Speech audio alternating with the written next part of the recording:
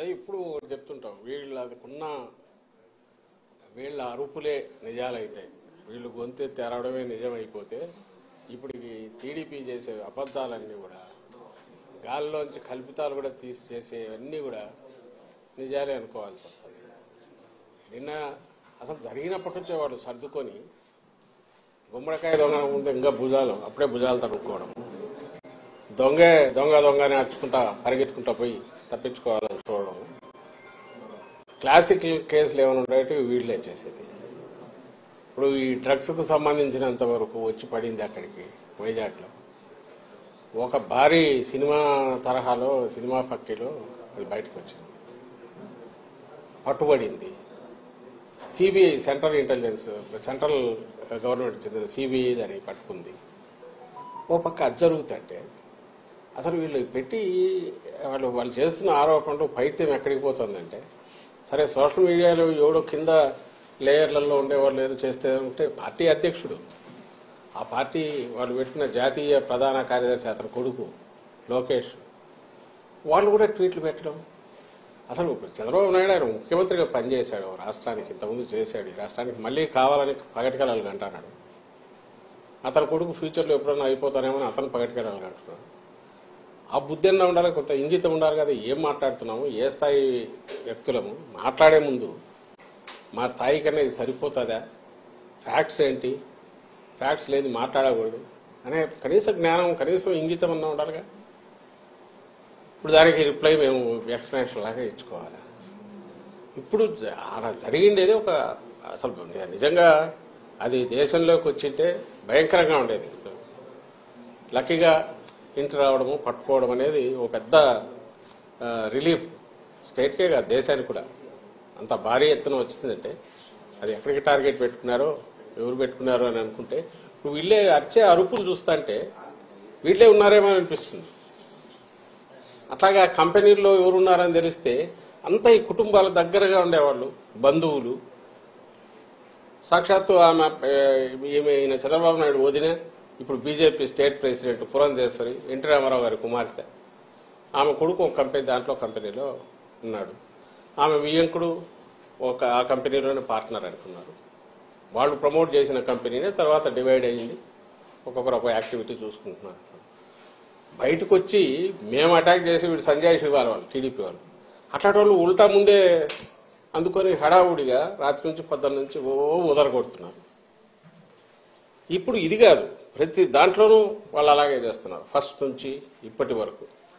ఇది మళ్ళీ ఎన్నికలకు పోతున్న సమయంలో దీన్ని తీసుకొచ్చేసి మా మీద బండ వేస్తే మేము ఇది చేయాలి. ఇది ఖచ్చితంగా మేము అనుమానించేది ఇది ఒక పెద్ద రిలీఫ్ దొరకడం అనేది. అదే గన ఊహించలేకపోతున్నాం. అది గన తప్పించుకొని బయటకు వచ్చింటే ఇది ఖచ్చితంగా టీడీపీకి సంబంధించిన నాయకుల రోల్ ఉందని గట్టిగా అనుమానిస్తున్నాం. మామూలుగా అయితే రిలీఫ్ ఫీల్ అయ్యేవాళ్ళం, అయితే వాళ్ళ ఉలికిపాటు చూస్తుంటే, వాళ్ళు దాన్ని తెచ్చి మా మీద వేయాలని చూస్తుంటే, ప్రభుత్వం మీద వేయాలని చూస్తుంటే, వైఎస్ఆర్ కాంగ్రెస్ పార్టీ మీద నింద వేయాలని చూస్తుంటే ఇప్పుడు అనిపిస్తుంది వీళ్ళు తప్పించుకోవడానికే మా మీద నింద వేస్తున్నారని. దీని వెనక ఖచ్చితంగా చంద్రబాబు నాయుడు, ఆయన కొడుకు, ఆయన వదిన పురంధేశ్వరి వాళ్లకు సంబంధించిన వాళ్ళు, ఆ గ్యాంగ్ ఎవరో ఉన్నారనేది గట్టిగా అనుమానిస్తున్నాం. ఆ మేరకు కన్సర్న్డ్ ఏజెన్సీస్ కూడా మేము పిటిషన్లు పెడుతున్నాం. ఐ థింక్ సిబిఐ యాంగిల్లో కూడా చూడాలని మేము భావిస్తున్నాం. సార్ అంటే ఈ రోజు డ్రగ్ కేసు టెస్ట్ కేసు చూస్తా ఉంటే టీడీపీ వాళ్ళతో లింక్ అప్ అయిన ఫోటోలన్నీ కూడా బయటకు వచ్చినాయి. మొన్నేమో పవన్ కళ్యాణ్ ఆంధ్రప్రదేశ్ ని డ్రగ్ క్యాపిటల్ గా మార్చేసిన ఆయన వీళ్ళు గ్రౌండ్ ప్రిపేర్ చేసుకుంటున్నారు. మీరు గమనిస్తే డ్రగ్ రిలేటెడ్ గంజాయి మన స్టేట్ లో అంటే గంజాయి మెయిన్ దాని మీదనే ఉండేవాళ్ళు. ఇంతకుముందు టోకెన్ గా ఎప్పుడన్నా జరిగేవి, నామకా వస్తే దాడులు జరుగుతుండేవి, తగలబెట్టేవాళ్ళు. మీరు గమనిస్తే ఉమ్మడి స్టేట్ లో అట్లాగే ఉండేది. అలా ఇంకా టీడీపీ హయాంలో అయితే అది మామూలు మన పంట మాదిరి పండించినారు. అప్పట్లో టీడీపీ నాయకులే ఒకరి మీద ఒకరు అలిగేషన్స్ కూడా చేసుకున్నారు. ఉత్తరాంధ్రలో వాళ్ళ కన్సర్న్లోనే జరుగుతుంది. 100 కోట్లు సంపాదిస్తున్నారు, 1000 కోట్లు సంపాదిస్తున్నారని చూస్తున్నట్టు చంద్రబాబు నాయుడు కూడా వదిలేస్తున్నారు.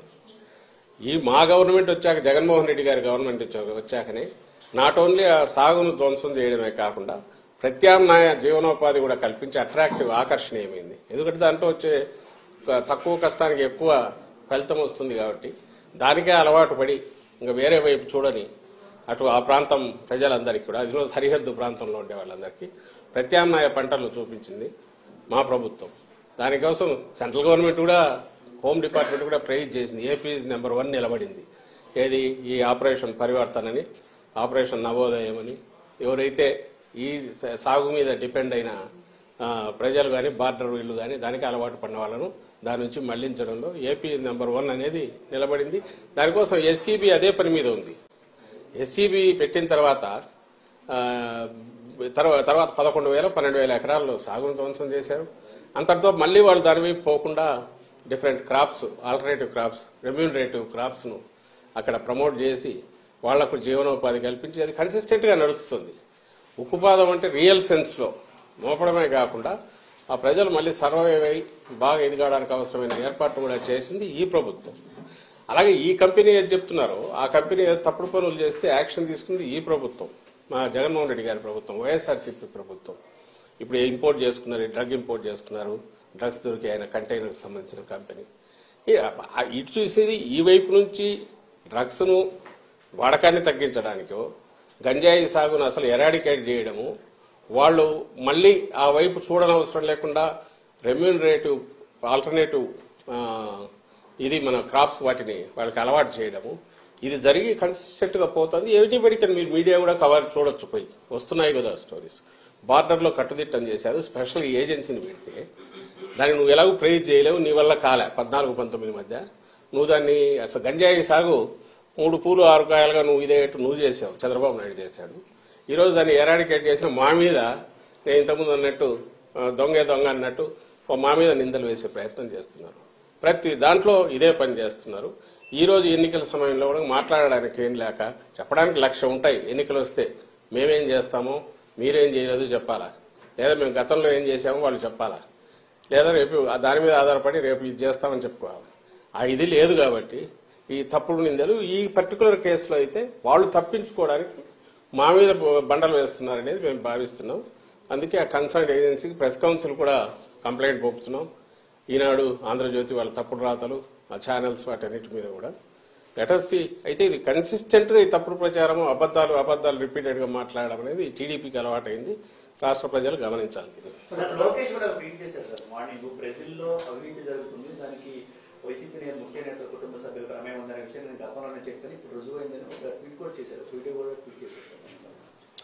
ఎల్లో మీడియా చౌకబారు ఏదన్నా థర్డ్ రేట్ కూడా కాదు, అంతకంటే హీనమైన స్థాయి ఎవడన్నా ఉన్నాడంటే అతనే లోకేష్ అనుకుంటా. లేకపోతే దేనికి ట్వీట్ చేస్తున్నాడో తెలియదు, అసలు ఎందుకు చేస్తున్నాడో తెలియదు.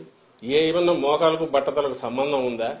బ్రెజిల్ ఎక్కడో దాంట్లో దేశం ఉందంటే ఎప్పుడో సాయిరెడ్డి ఏదో అక్కడ బ్రెజిల్ ప్రెసిడెంట్ గురించి ఇచ్చేసాడని ఇంటర్నేషనల్ దీంట్లో ఎక్కడైనా గ్యాదరింగ్ లో కలిసి ఉంటారేమో తెలియదు, ఏదో ఉంటే అతను చెప్తాడు. కానీ ఈ రోజు జరిగిన దాంట్లో, ఈ కంటైనర్ లో వచ్చిన దాంట్లో దొరికిన దానికి సంబంధించి ఎవరు దీని వెనక ఎవరెవరు ఉండే అవకాశం ఉంది, ఆ కంపెనీ కాన్షియస్ గా చేసిందా అనేది తేలాల్సి ఉంటే అప్పుడు సహజంగానే కంపెనీ ఎవరిది అనేది చూస్తారు. అది చూస్తే సహజంగా మొత్తం ఎవరు అనేది కనపడుతోంది. దగ్గరి బంధువులు, కుటుంబ సభ్యులు, లేదా వీళ్లతో కలిసి ఎప్పుడు తిరిగినట్టు ఆ ఫోటోలు అన్ని బయటకు వచ్చాయి. ఈ గ్రూప్ తో, ఈవెన్ చంద్రబాబు నాయుడుతో ఉండేవాళ్ళు ఆయనతో ఉన్నారు. ఆ గ్రూప్ కు సంబంధించిన వాళ్ళు ఎవరు రెగ్యులర్ గా కలుస్తారో వాళ్లే ఆ కంపెనీల్లో ఉన్నారు. ఇది సహజంగానే వాళ్ళ మీదకే పడుతుంది. పడడానికి కూడా అవకాశం ఎందుకుంది? అలాంటి ఆలోచనలు చేసే లక్షణం కూడా చంద్రబాబు నాయుడు ఉంది కాబట్టి, తప్పుడు దారిలో ఎట్లా అధికారంలోకి రావాలని చూస్తాడు కాబట్టి వాళ్ళ మీదకే వస్తుందనే దాన్ని ప్రియంప్ట్ చేయడానికి ఉల్టా మా మీద దాడి చేస్తున్నారు. లోకేష్ చేసినా, చంద్రబాబు నాయుడు చేసినా అదే ఉద్దేశంతో చేస్తున్నారు. ఆ స్థాయి నిజంగా ఆ స్థాయికి రావాలనుకున్న వాళ్ళు చేయకూడని పని చేస్తున్నారు. వాళ్ళు అంటే వాళ్ళకి ఈ జన్మలో ఈ రాష్ట్రంలో ప్రజలు అవకాశం ఇవ్వలేదని తెలిసిన తర్వాత వచ్చే డెస్పరేషన్ లోనే ఇలాంటి కామెంట్స్ చేస్తున్నారని మేము అనుకుంటాం. సార్ అంటే వైసీపీ ఓడిపోతున్నాం అని అర్థమైంది, అందుకనే ఆఖరి నిమిషంలో ఈ చీకటి మాఫియాలు రెచ్చిపోతున్నాయి లోకేష్ అంటున్నారు. ఏం చెప్పాలి, మేమేమో పాజిటివ్ అజెండాతో పోతున్నాం. జగన్మోహన్ రెడ్డి గారు ఇలాంటి పొద్దుబోని మాటలు కానీ, లేకుంటే ఉబుసుపోక మాటలు కానీ, లేకుంటే ఫ్యాక్ట్స్ చేతిలో లేకుండా నోటికొచ్చిన మాట కానీ ఎప్పుడన్నా చేశారా? రాష్ట్ర ప్రజలు ఇది చూస్తున్నారు, అది చూస్తున్నారు, మీ మీడియా కూడా చూస్తోందిగా, ఇది చూస్తున్నారు. ఒక పార్టీ అధ్యక్షుడిగా, ముఖ్యమంత్రిగా జగన్మోహన్ రెడ్డి గారు ఇంతకుముందు ప్రతిపక్ష నేతగా అయినా సరే పార్టీ పెట్టినప్పటి నుంచి ఇలాంటి అడ్డగోలు కామెంట్స్ చేయడము, ఈవెన్ ఆయన ఏ పత్రిక అయితే పెట్టారో సాక్షి, దాంట్లో అడ్డగోలు ఊరక రాయడము ఊసిపోక ఆధారం లేకుండా ఎప్పుడన్నా జరిగిందా? ఆయన ఎప్పుడు కామెంట్ చేయట్లేదు, ఫ్యాక్ట్స్ ఉంటే దాని మీదే మాట్లాడుతున్నారు. ఇప్పటికే అదే చేస్తున్నారు. వీళ్ళు ఎప్పుడూ కూడా తండ్రి కొడుకులు, వాళ్ళ టీం కింద ఎవడో కార్యకర్తలు కాదు, వీళ్ళే ముందుండి అబద్ధాలను వండడము, ట్విట్టర్ ప్లాట్ఫామ్ గానో ఇంకో దాంట్లోనో ఇంటర్నెట్లోనో రోజు ఊకదంపుడు, మరుసటి రోజు అబద్ధం అని వెళ్ళాక చేతులు దులుపుకొని దాన్ని పట్టించుకోకుండా వాడడం. మీకు 100,000 కనపడతాయి. మొత్తం ప్రచారం కానీ, వాళ్ళ రాజకీయ వ్యవహారాలు కానీ, వాళ్ళ విధానాలు కానీ అన్నీ ఏంటంటే అబద్ధాలతో వండడం, దాన్నే 10 సార్లు 100 సార్లు చెప్పడం, అదే నిజమని వాళ్ళు నమ్మడం, అదే నిజమని ప్రజలు నమ్మించాలని చూడడం.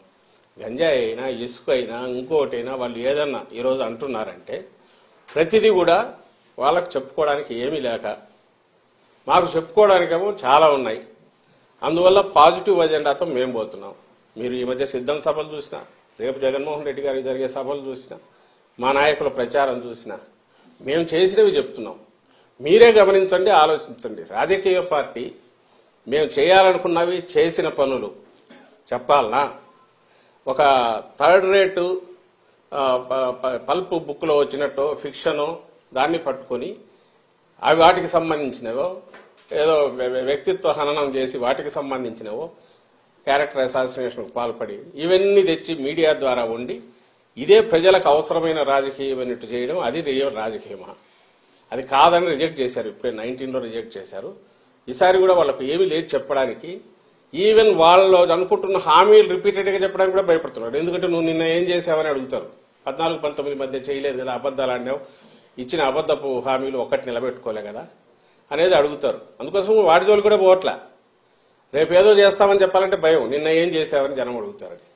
అందుకని రోజు ఏదో ఒకటి, రోజు నిన్న ఎక్కడో ఎలక్షన్ కమిషన్ పద్దలు వేస్తాను ఏదో పోయి ఇవ్వడం ఈ మధ్య మొదలైంది అనుకొచ్చేసి, దాని మీద ఇమ్మీడియట్ బ్యానర్ స్టోరీస్ రాయడం, ఏదో అయిపోయింది కొబ్బరాడు. ఏమీ కావట్లా. రాష్ట్రం నిక్షేపంగా ఉంది, బ్రహ్మాండంగా ఉంది. ఎన్నికలకు మళ్లీ పోతున్న దశలో పూర్తి పాజిటివ్ ఇది వేవ్ మాకు కనిపిస్తోంది. అందుకే మేము ఎక్కడ పోయినా ఆదరణ అట్లుంది. అది సహించలేక రేపు ఎన్నికల్లో 23 కంటే ఇంకా హీనం పోయి 0-0కు దగ్గరగా వచ్చే సింగిల్ డిజిట్కో లేదా 0కో కన్ఫైన్ అయ్యి పరిమితమయ్యే పరిస్థితిలో నేపథ్యంలో దాన్ని ఎక్స్ప్లెయిన్ చేయడానికి అవసరమైన గ్రౌండ్ ఇప్పుడు ప్రిపేర్ చేసుకుంటోంది తెలుగుదేశం పార్టీ కానీ, ఆ పార్టీ అధ్యక్షుడు కానీ, ఆ పార్టీ జాతీయ ప్రధాన కార్యదర్శి ఆయన కుమారుడు లోకేష్ కానీ, లేదా ఆయన వెనక వాళ్ళ దత్తపుత్రుడు పవన్ కళ్యాణ్ కానీ. రేపు పోయిన తర్వాత ఈరోజు వాళ్ళు ఏమేమి వీటేమంటారు అడ్డగోలు వ్యాఖ్యలు చేశారు, ఇవన్నీ మేము ఆ రోజు చెప్పాం. వీటన్నిటి వల్ల ఈ వైఎస్ఆర్ కాంగ్రెస్ పార్టీ ఈ విజయం వచ్చింది, ఇది ప్రజలు ఇచ్చింది కాదు అని చెప్పడానికి గ్రౌండ్ ఈ రోజు నుంచి ప్రిపేర్ చేసుకుంటున్నారు. రెండవది వాళ్ళకి చెప్పడానికి ఏం లేదు కాబట్టి నోటికి వచ్చినట్టు కారుకూతలు వస్తున్నారు.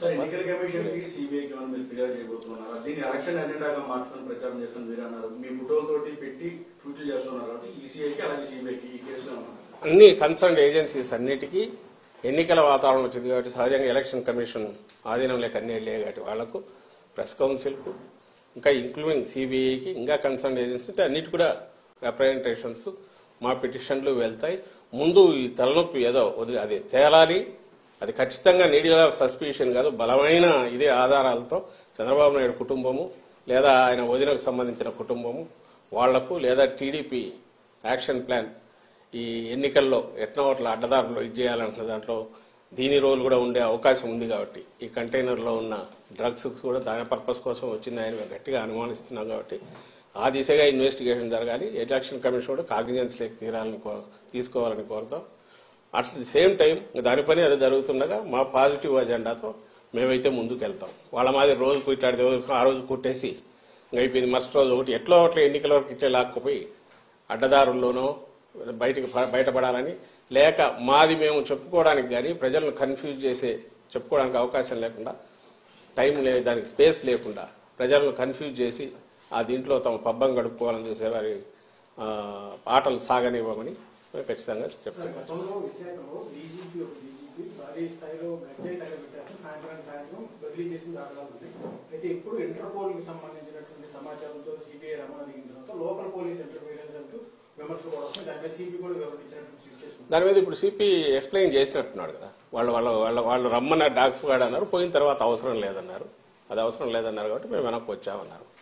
కానీ ఖచ్చితంగా ఒక సెంట్రల్ ఏజెన్సీ వచ్చిన తర్వాత లోకల్ పోలీస్కి ఇన్ఫర్మేషన్ ఏదో ఒకటి ఇచ్చింటే వాళ్ళ రెండు ఏజెన్సీల మధ్య జరిగే ఇంటరాక్షన్ అవుతుంది. కానీ మీరు గమనిస్తే ఈరోజు ఈనాడు పేపర్లో రాశారు, అసలు తలాతోక ఉంది దానికి. ఆయన రామోజీరావుకు ఎప్పుడైతే ఆ మార్గదర్శి మొత్తం ప్రజల సొమ్ముతో అక్రమంగా పెట్టి నడుపుకొని ఆ రాజ్యం అవినీతి రాజ్యము లేదా ప్రజల సొమ్ముతో ఆయన దందా చేస్తున్నది మార్గదర్శి అని బయటపెట్టి కేసు ఇదైనా వచ్చి ఇంకా మనిషి గంగవెర్రులు ఎత్తిపోయి ఏం రాస్తున్నారో తెలియకుండా అసలు చంద్రబాబు స్కామ్లు కూడా బహుశా మేము జగన్మోహన్ రెడ్డి గారు వైఎస్ఆర్సీపీ అయినా అంటాడేమో, ఆయన స్కిల్ దాంట్లో ఇంకోటైనా, లేదా అసలు చంద్రబాబు అనే క్యారెక్టర్ వెనక కూడా మేము ఉన్నా అంటాడేమో తెలియదు. అసలు ఏమన్నా అర్థం ఉంది? అక్కడ వైజాగ్ దాంట్లో పడితే ఇమ్మీడియట్ వైసీపీ నేతలు పోయి దాన్ని అడ్డుకోవాలని చూస్తారు. ఎవరు మరి పేరు రాయొచ్చుగా, ఆధారం లేకుండా ఎట్లా నోటికొచ్చినట్టు రాస్తాడు దాంట్లో. అలాగే పోలీసులు వెళ్లి అడ్డం పడినారని ఎక్కడో రాయొచ్చుగా, దానికి ఎక్స్ప్లెయిన్ చేశారు కదా. ఇప్పుడు ఇది ఒక agency police, AP police, it has its own ఇది ఉంది. అలాగే సెంట్రల్ ఏజెన్సీకి ఉన్న వాళ్ళ హక్కులు వాళ్ళ అధికారాలు వాళ్ళ ఉన్నాయి. సహజంగా లోకల్ దానికి ఇన్ఫార్మ్ చేసి ఉండొచ్చు, లేదా డాగ్ స్క్వాడ్కి సంబంధించి రమ్మన్నారంటే అది అట్లయినా జరిగిండొచ్చు. బట్ ఏదైనా సరే పోలీస్ డిపార్ట్మెంట్ వాళ్ళ వర్షన్ ఏదో వాళ్ళు ఇచ్చుకుంటారు. బట్ న్యూస్ పేపర్గా ఈయన రాసేటప్పుడు ఈరోజు వాళ్ళు చంద్రబాబు నాయుడు, సాక్షాత్ చంద్రబాబు నాయుడు మొన్నటి 19 వరకు ఒక 5 ఏళ్ళు ముఖ్యమంత్రి, అంతకుముందు ముఖ్యమంత్రిగా ఉన్న వ్యక్తి అంత క్యాజువల్ కామెంట్ చేస్తాడా? దాంట్లో ట్వీట్లో వీళ్ళు పోయి అడ్డం పడినారు, అలాగే ఎవరో పోయి ప్రెజర్ తీసుకొచ్చారని చేయగలరా? ఎవరైనా చేస్తారా? సిస్టమ్ మీద గౌరవం లేని వ్యక్తి అతను. తన అపోజిషన్లో ఉంటే ఎంటైర్ లోకం అంతా చండాలంగా ఉంది, తన రూలింగ్లో ఉంటే తను మాత్రం అప్పుడు బాగుంటాడు, తను ఎత్తిపోయే టైం కింద వాళ్ళ మీద నిందలేస్తాడు. ఇతని మాదిరి పంచాయతీలు చేసే లక్షణం జగన్మోహన్ రెడ్డి గారికి లేదు. మీరు గమనించారు, ఇక్కడ స్టేట్లో ఆఫీసర్ల మీద దౌర్జన్యాలు జరిగినా, గొడవలు జరిగినా తను పిలిచి పంచాయతీలు చేసిన ఏమంటారు ఒక చాలా లోకల్ స్థాయి, వీధి స్థాయి, కౌన్సిలర్ స్థాయి మనస్తత్వం కలిగిన వ్యక్తి చంద్రబాబు నాయుడు. అదే ఇది అందరికీ ఉందన్నట్టు చూపాలని చూస్తాడు. జగన్మోహన్ రెడ్డి గారు ఎప్పుడు అట్లా చేయలే. ఈవెన్ గవర్నమెంట్లో ఉన్నప్పుడు కూడా స్టేట్ ఏజెన్సీలు కానీ సెంట్రల్ వాటికి సంబంధించి అయితే తను డైరెక్ట్ గానీ ఎవరి పని వాళ్ళది ఉంటుంది, వాళ్ళు చేసుకోవాలని గౌరవించే వ్యక్తి. ఇక్కడ కూడా అలాగే జరిగింది. ఒకవేళ నిజంగా ఎవరన్నా చేశారని వీళ్ళు అంటే దానికి ఆధారాలన్నా చూపాలి. ఇదిగో ఈ కారణం వల్ల ఎట్లన్నాం, ఈ కారణాల వల్ల ఎట్లన్నాం అంటే ఆ డిపార్ట్మెంట్ ఎక్స్ప్లెనేషన్ ఇస్తుంది. ఆ డిపార్ట్మెంట్ దానికి సంబంధించి వాళ్ళ వర్షన్ చెప్పుకుంటుంది.